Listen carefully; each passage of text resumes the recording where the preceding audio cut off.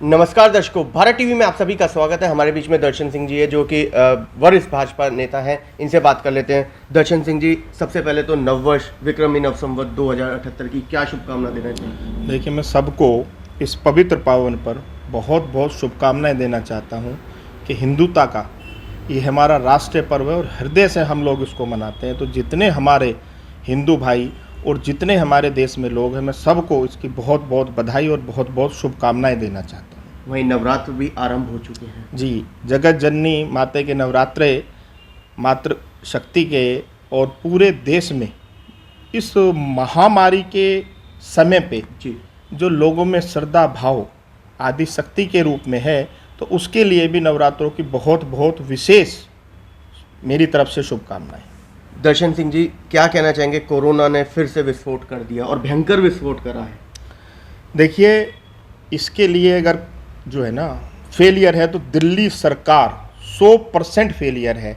अगर उनको कोरोना हो जाता है जी, तो वो कहाँ जाएंगे जी? वो अपने अस्पतालों में नहीं जाएंगे। जो दिल्ली सरकार के अस्पताल है उसमें नहीं जाएंगे। क्यों नहीं जाएंगे? सुविधा नहीं है जी, और सुविधा उपलब्ध नहीं कराई है। अपने लिए उनको 5 स्टार चाहिए और आम लोगों के लिए क्या चाहिए जी? आम लोगों को कूड़े में डालो, उनको कोई देख नहीं, कोई रेख नहीं, कोई मतलब नहीं। जो केंद्र सरकार उनको किट दे रही है उसका दुरुपयोग कर रही है। सदुपयोग करना चाहिए। जो व्यक्ति आपके पास में आ रहे हैं, जब हमने कहा कि सीनियर सिटीजन को लगाया जाए, नहीं लगाया। 40+ पर हमने कहा कि लगाया जाए, नहीं लगाया। वो चाहते हैं कि इसको पार्ट टाइम में भेकें। दर्शन जी सिंह जी, देखने में आ रहा है कि उपचार के लिए जनता बिरख रही है। उपचार वो भी नहीं मिल रहा। उपचार इसलिए नहीं मिल रहा क्योंकि ये जो जितने नेता हैं दिल्ली के मस्त हैं। आप देख रहे होंगे कि कहीं नजर नहीं आ रही हैं। वैसे ये कहते हैं कि पब्लिक के बीच में जाइए। कौन सा नेता इनका पब्लिक के बीच में? अब इनका कहना है कि पब्लिक के बीच में मत जाइए क्योंकि पब्लिक को तो उन्होंने दूषित कर दिया इन लोगों ने और खुद ये साफ स्वच्छ बनते हैं। तो इसका परिणाम इनको आने वाले समय में भोगना पड़ेगा। वार्ड करदमपुरी की बात करें तो कितना सैनिटाइजेशन हो रहा है? कि आप इस वार्ड में रहते हैं। वार्ड की बात करने में पूरी अपनी बाबरपुर विधानसभा की बताता हूं। अगर कहीं फ्लॉप है तो बाबरपुर विधानसभा, यहाँ के 3rd क्लास नेता जो बेस्ट ऑफ 3 में आते हैं, मैं कहता हूं कि 3rd क्लास में आते हैं वो। उनको ये परवाही नहीं है कि बाबरपुर विधानसभा भी है जहां से लोगों ने आपको जिताकर मंत्रालय दिया है और आज आप उस कुर्सी पर विराजमान हैं जहां पर लोगों ने आपको सर का ताज बनाया था। जो सर का ताज बनाना जानते हैं वो नीचे गिराना भी जानते हैं। करदमपुरी वार्ड की बात करें तो क्या सैनिटाइजेशन वगैरह का काम चल रहा है? नाम के लिए नहीं चल रहा है। मैं आपको स्वस्थ कर देना चाहता हूं। मैं RW का प्रधान भी हूं और लगभग मेरी सब लोगों से बातचीत होती है। तो अगर कहीं कोई काम चल रहा है तो उनके निजी घरों में, निजी दफ्तरों में चल रहा है। आम आदमी के पास में कहीं कोई भी सुविधा उपलब्ध नहीं करा रहा। मतलब ना साजिद जी सैनिटाइजेशन करा रहे हैं, ना विधायक। तो गायब अदृश्य है साहब।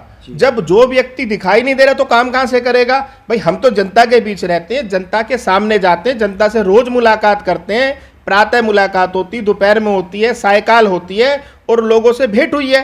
राम मंदिर में सब लोगों को घर पे जाना हुआ है, सबसे आग्रह किया। हमारे लिए खरबोपति भी उतना ही व्यक्ति महत्व है और एक रिक्शा वाला भी और एक जूते पालिश वाला व्यक्ति भी हमारे मस्तिष्क पर और हमारे सर के ताज बना हुआ है। लेकिन हमने देखा कि हर व्यक्ति परेशान है साहब। पूरा वार्ड में कोई सफाई नहीं है, कोई सुविधा नहीं है। जो लोगों ने गलती की है बहुत जल्द उसका निवारण होगा और अच्छा व्यक्ति आपके बीच में चुनकर आएगा।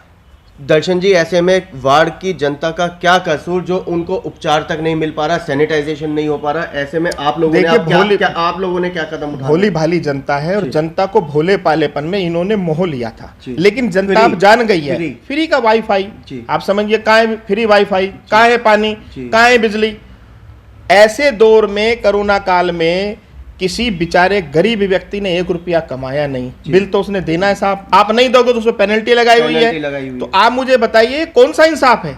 आप एक तरफ तो ये कहते हैं कि भाई हम आम आदमी के साथ हैं, आप तो उस गरीब मजदूर के साथ भी नहीं है जो बेचारा सुबह कमाता है और शाम को खाता है। आप तो उसके साथ भी नहीं है। दिल्ली सरकार की बात करें, वो तो नौजवान के साथ भी नहीं है। उन्होंने तो 25 से 21 कर दी शराब पीने की। देखिए साहब, उन्होंने क्या करना है? उनको चाहिए कमाई। उन्होंने ये देखना है, उन्होंने तो ऑटोमेटिक उम्र घटा दी है साहब। जो व्यक्ति 60 साल जीना चाहता है वो तो कहते हैं 50 साल में फाइनल हो जाइए आप। एक युवा को क्या देना चाहिए? युवा देश की रोजगार। शक्ति है जी। और वो शक्ति आप जो है ना जी आज कहाँ ले जा रहे हो? आप उस शक्ति को नशे की तरफ ले जा रही हैं और नशे से क्या होगा? उसका ही नहीं पूरे परिवार का क्या होगा जी? वो पूरा परिवार खड्डे में चला जाएगा। तो इसका परिणाम भी उन्हें बहुत जल्द भोगना पड़ेगा। दिल्ली के युवाओं से क्या कहना चाहेंगे बचने के लिए, इस खास तौर से दिल्ली सरकार? देखिए, मैं अपने युवा साथियों से एक बात का आग्रह करना चाहता हूं कि इस झूठी और भ्रष्ट सरकार से बिल्कुल बाहर निकलिए और अपने आप को समझिए। आपको परमात्मा ने जो जन्म दिया है, कितनी तपस्या के बावजूद, इसको परिवार के चरणों में दीजिए, इसको ईश्वर के चरणों में दीजिए और सादगी वाला जीवन और ये जितना नशा है इसको छोड़कर आप अपने माता पिता की सेवा में रहिए।